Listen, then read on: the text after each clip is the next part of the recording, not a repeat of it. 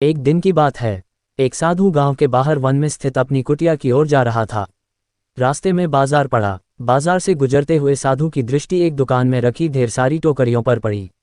उसमें खजूर रखे हुए थे। खजूर देखकर साधु का मन ललचा गया।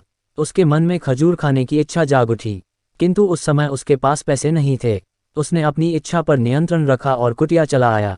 कुटिया पहुंचने के बाद भी खजूर का विचार साधु के मन से नहीं निकल पाया। वह उसी के बारे में ही सोचता रहा। रात में वह ठीक से सो भी नहीं पाया। अगली सुबह जब वह जागा तो खजूर खाने की अपनी इच्छा की पूर्ति के लिए पैसे की व्यवस्था करने के बारे में सोचने लगा। सूखी लकड़ियां बेचकर खजूर खरीदने लायक पैसों की व्यवस्था अवश्य हो जाएगी, ये सोचकर वह जंगल में गया और सूखी लकड़ियां बीनने लगा। काफ़ी लकड़ियां एकत्रित कर लेने के बाद उसने उसका गठथर बनाया और उसे अपने कंधे पर लादकर बाजार की ओर चल पड़ा। लड़कियों का गठथर भारी था, जिसे उठाकर बाजार तक की दूरी तय करना आसान नहीं था, किंतु साधु चलता गया। थोड़ी देर में उसके कंधे में दर्द होने लगा, इसलिए विश्राम करने वह एक स्थान पर रुक गया। थोड़ी देर विश्राम कर वह पुनः लकड़ियां उठाकर चलने लगा। इसी तरह रुक रुक कर किसी तरह वह लकड़ियों के गठथर के साथ बाजार पहुंचा।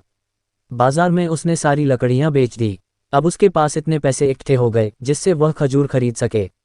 वह बहुत प्रसन्न हुआ और खजूर की दुकान में पहुंचा। सारे पैसों से उसने खजूर खरीद लिए और वापस अपनी कुटिया की ओर चल पड़ा।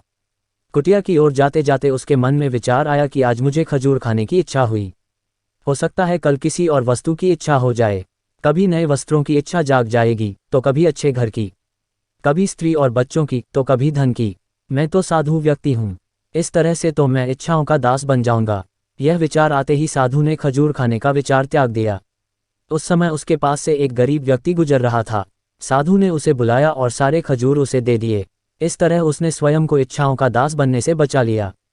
सीख: यदि हम अपनी हर इच्छाओं के आगे हार जाएंगे तो सदा के लिए अपनी इच्छाओं के दास बन जाएंगे। मन चंचल होता है, उसमें रह रहकर इच्छाएं उत्पन्न होती रहती हैं, जो उचित भी हो सकती हैं और अनुचित भी। ऐसे में इच्छाओं पर नियंत्रण रखना आवश्यक है।